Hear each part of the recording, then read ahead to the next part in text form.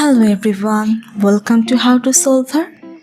Today in this video, I'm gonna show you how to change account email in laptop. Before starting the video, please subscribe to How to Solver. So let's go.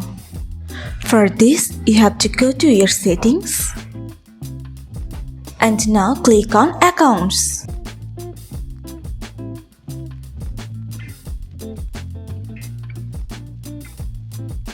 Now go to email and accounts. And if you have already an account and you want to change it, then click on this arrow. Here you can see remove.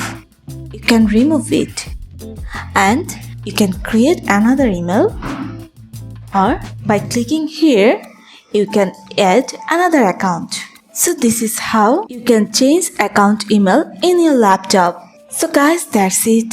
You can do this. I think this video is very helpful to you. If it was, then give a thumbs up and hit the subscribe button. And thanks for watching.